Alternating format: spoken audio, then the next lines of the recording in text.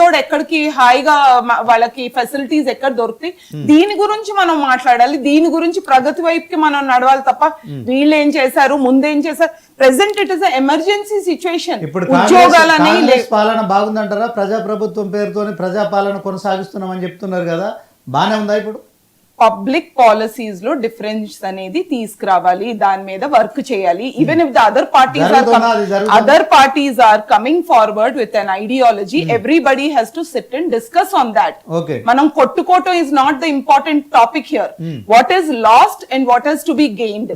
మనం పేదోడికి ఏం చేస్తున్నాం, పబ్లిక్ పాలసీలో ఏం డిఫరెన్స్ తెస్తున్నాం, చదువు పరంగా ఏం డిఫరెన్స్ తెస్తున్నాం, అగ్రికల్చర్ పరంగా ఏం డిఫరెన్స్ తెస్తున్నాం, పేదోడికి ఒక ముద్ద అన్నం దొరుకుతుందా లేదా. These reforms are important to be discussed. నువ్వేం చేసావు నేనేం చేశాను మనం ఎలా కొట్టుకుందాం is not the topic of discussion. The topic is how to change it. ఇప్పుడు దాకా ఏదైతే సరిగ్గా లేదో దాన్ని ఎలా చేంజ్ జరగాలి. మార్పు జరగటానికి కొంచెం సమయం పడుతుంది. అందరూ కూడా ముందుకు రండి, వేరే పార్టీ కూడా ఉంటే ముందుకు రండి. If you have any ideology please come forward and give your idea. ఇప్పుడు గవర్నమెంట్ దగ్గర ఐడియాలజీ లేదా? 100% ఉందండి, దాని వైపే నడుస్తుంది. కానీ టైం పడుతుంది కదా దాన్ని చేంజ్ చేయటానికి. ఇప్పుడు నాకు తెలిసి ఇప్పుడు డ్రగ్ ఫ్రీ ఉంది. డ్రగ్స్ గురించి చాలా కూడా ప్రతి చోట కూడా ఇంకా మనం డ్రగ్స్ ముక్తు మనకు లేదా? దీని నుంచి మనం బయటపడే పరిస్థితి ఉంది. ప్రభుత్వం దగ్గర శక్తి లేదా? మీరు అబ్జర్వ్ చేస్తే అందరు భయం. పక్క రాష్ట్రం వాళ్ళు వచ్చి పట్టుకునే వరకు తెలియలేదు కదండి. పట్టుకునే పరిస్థితి ఎందుకు వచ్చిందండి? అది ఎప్పటి నుంచి మొదలైందో ఫస్ట్ ఫైండ్ అవుట్ చేయండి. 1000 కోట్ల డ్రగ్ ఎప్పటి నుంచి ఉంది, ఎన్ని ఏళ్ల నుంచి ఉందో కనుక్కోండి. ఫస్ట్ అదే కనుక్కోండి. అంత విచ్చలవిడిగా ప్రొడక్షన్ యూనిట్ అనేది ఎలా స్టార్ట్ అయింది, ఎప్పుడు స్టార్ట్ అయింది ఫస్ట్ కనుక్కోండి. అది మరి ఎందుకు చూడలేదండి లాస్ట్ 20 years లో? Why was it given? Permissions ఎవరిచ్చారు అనేది కనుక్కోండి ఫస్ట్. పర్మిషన్స్ ఈ రోజు Hyderabad is a drug free place అండి. అందరూ భయపడి దాక్కున్నారు. డ్రగ్స్ మాఫియా మొత్తం దాక్కొని ఉంది ఈ రోజు. Right now they are hiding. At least it is turning drug free state. మీరు పేదల ఇల్లు కూల్చుతున్నారు. ఇప్పుడు బీజేపీ బీఆర్ఎస్ రెండు పార్టీలు ఆరోపిస్తున్నాయి, ఏం చెప్తారు? హైడ్రా గురించి అది స్టార్ట్ అయిందండి. చెడు తీయటానికి స్టార్ట్ అయింది.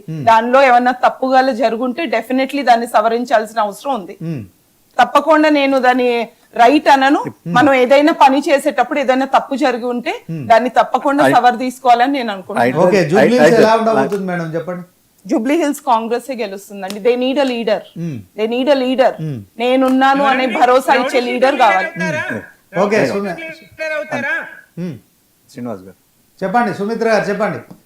కాంగ్రెస్ జూబ్లీ హిల్స్ లో గెలుస్తుంది. ఎప్పటిదో టీవీలో వచ్చినటువంటి వార్త ఇప్పుడు వైరల్ అవుతా ఉన్నదండి. తాను ఏదో దుకాణ యజమానిని వేధించి డబ్బుల కోసం పీడిస్తే ఆయన ఇయ్యకపోతే ఆ దుకాణాన్ని తగులబెట్టే క్రమంలో డీజిలో పెట్రోల్ చల్లి తగులబెట్టే క్రమంలో తనకే ఆ మంటలు అంటుకొని ఆసుపత్రి పాలైన ఘటన, ఆ సంఘటనకు సంబంధించిన వార్త ఇప్పుడు వైరల్ అవుతా ఉందండి. ఎవరికి మేడం? ఎవరు అంటుపెట్టింది? ఎవరు అంటుకుంది? ఎవరికి? ఎస్, ఇదే కాంగ్రెస్ అభ్యర్థి అంటుకున్నాడు. అంటుబెట్టింది తానే, అంటుకున్నది తానే. అక్కడ దుకాణ యజమానిని వేధించి, మామూళ్ళ కోసం వేధించి ఇవ్వకపోతే దుకాణంను అంటుబెట్టి ఆ మంటలో తను కూడా అంటుకుని ఆసుపత్రి పాలైంది అనేటువంటి వార్త ఏదో ఛానల్ ఇప్పటిది కాదండి. ఆ వార్త సంఘటన జరిగినప్పటిది. అది ఇప్పుడు చక్కర్లు కొడతా ఉంది. ప్రజల మనుషులు కావాలి, ప్రజల నాయకులు కావాలి. రౌడీలైతే గెలుస్తారు, రౌడీలైతే బెదిరించి ఓట్లు వేయించుకుంటారని రౌడీ షీటర్లను తెచ్చిపెట్టడం ఎంతవరకు సమంజసం అండి? జూబ్లీ హిల్స్ ఖచ్చితంగా బీఆర్ఎస్ దే. ఎందుకంటే 23 నెలల విధ్వంస పాలన చూస్తా ఉన్నారు.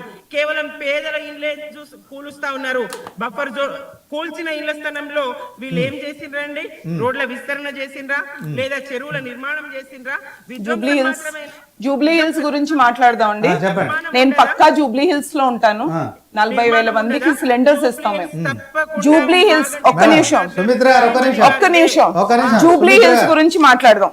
Let us talk on Jubilee hills. Jubilee hills లో మీరు చూసుకుంటే కనీసం ఒక దారి, మీరు అపోలోలో ఒక పేషెంట్ ఎమర్జెన్సీ వస్తే కనీసం ఒక దారి ప్రశాంతంగా సపోజ్ ఒక పర్సన్ కి హార్ట్ అటాక్ వచ్చింది, he cannot reach the hospital pleasantly, గబుక్కున మీరు తీసుకెళ్లలేరు, అన్ని అడ్డంకులే ఉంటాయి. First point.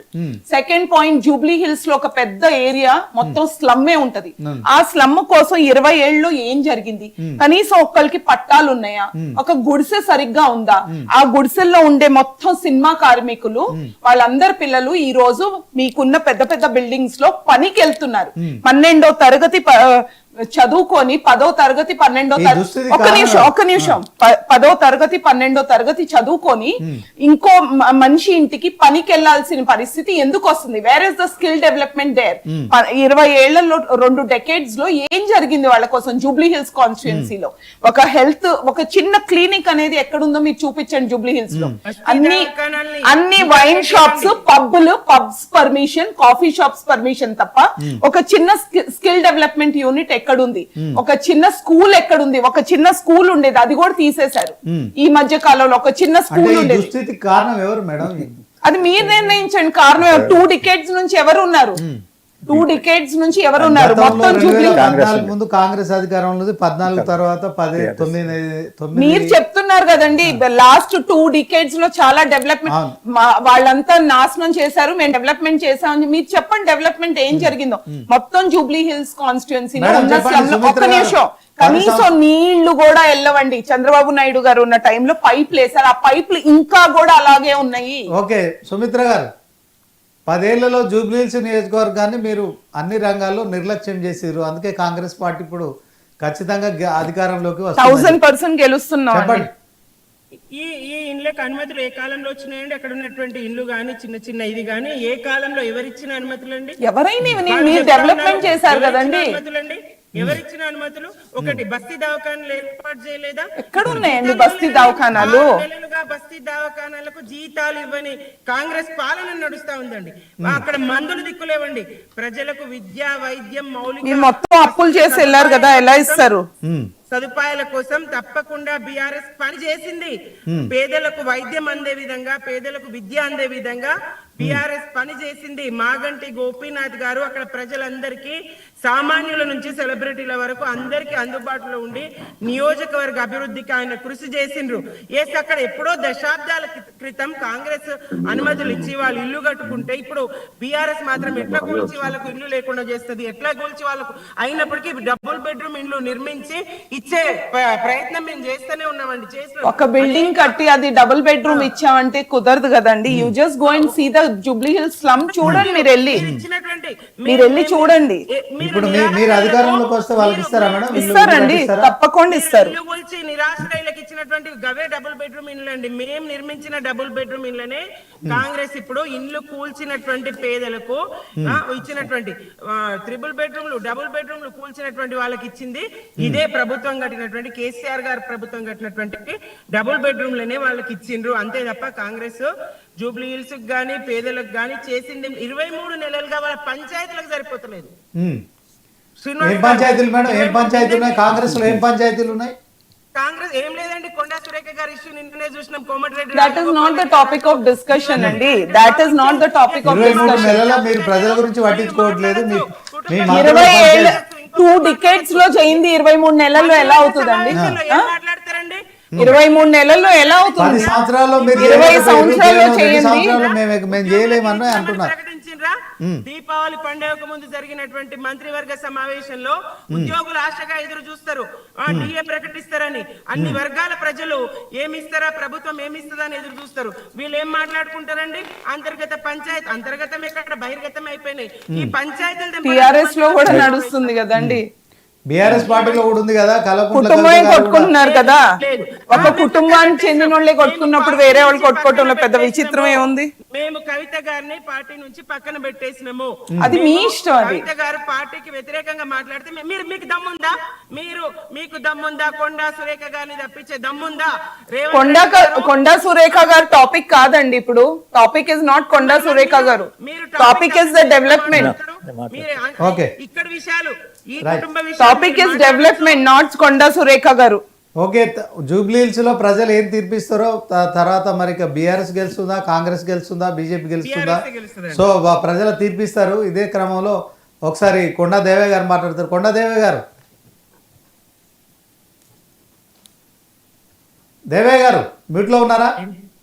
లేనట్టు సార్. దేవయ్య గారు వాయిస్ వస్తలేదా? ఓకే మాట్లాడండి. ఏం లేదు, ఇప్పుడు ఎవరికి వాళ్ళుగా పార్టీల గురించి మాట్లాడుకుంటున్నాము. ఈ రోజు ఈ తెలంగాణ దీపావళిలో ఈ పేదవాళ్ళ బతుకులలో దీపావళి 12 సంవత్సరాల నుంచి కానీ 10 స్వతంత్రం వచ్చినప్పటి నుంచి కూడా ఏం మారిన అనే దాని మీద అయితే నేనైతే మొన్న అమెరికాలో వెళ్ళానండి. అమెరికాలో అయితే ప్రతి ఒక్కరికి కూడా ఫ్రీ స్టడీ ఇస్తారు. ఇక్కడ ఫ్రీ స్టడీ అని చెప్పేసి అని బీఆర్ఎస్ ఇప్పుడు These are the things which is to be discussed. దానిలో కూడా ఈ రోజు మాత్రము ఒకటేనండి, ఈ ఒకటి ఇప్పుడు నేను గురుకుల విద్యాలయాలు కానీ ఇవన్నిటి మీద పిల్లల స్టడీ గురించి నేను మాట్లాడతానండి. ఎందుకంటే రాజకీయం గురించి దయచేసి నేను మాట్లాడాను. ఈ రోజు పేదవాళ్లకు ప్రతి ఒక్కరికి కూడా ఫ్రీ స్టడీ దొరకాలండి. అసలు అయితే ప్రతి ఒక్కరు కూడా చదువు అనేది కంపల్సరీ దొరకాలి, ఫ్రీ వైద్యం దొరకాలి. ఇదైతే ఇప్పుడు ఇంత ముందుకు మేడం మాట్లాడినప్పుడు ఏదైతే 12వ తరగతి సెకండ్ ఇయర్ అయిపోయినా కూడా ఆ పిల్లలు కూడా మళ్ళీ పోయి మన ఇళ్లలో బిల్డింగ్లలో పనిచేసుకునే పరిస్థితి ఏర్పడ్డది చూడ, అది మార్పు రావాలి. ప్రతి ఒక్కరికి కూడా పేదరికంలో ఉన్న చదువు రావాలి, చదువుకోవాలి, వాళ్ళకి ఉద్యోగాలు రావాలి.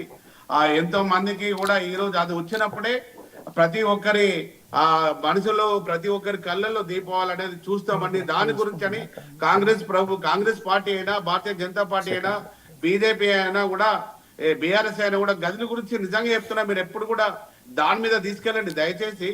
పార్టీలలో మేము గెలవాలి అది అనుకోవడం కాదు. ఈ రోజు మనము ఆ పేదరికంలో ఉన్న బతుకులు ఎలా మారుతాయి, ఎవరికి అయితే ఈ రోజు తెలంగాణ మనము తెచ్చుకున్నది ప్రతి ఒక్కరు కూడా పేదవాడు కూడా చదువు ఉండాలి, ఉద్యోగాలు ఉండాలి, ప్రతి ఒక్కరి పేదలలో కూడా బతుకులు మారాలి అనే దానిలో మనం చేస్తున్నాం. నేను ఎందుకంటే అమెరికా వెళ్ళొచ్చానండి, మనం చూశాను. ఇక్కడ ప్రతి జిల్లాలో కూడా నేను అందరితో సంబంధాలు ఉన్నాయి. నేను ఒక కమ్యూనిటీ ప్రెసిడెంట్ కాకుండా అక్కడ బీసీలు కానీ అన్ని కూడా నేను చూస్తున్నాను.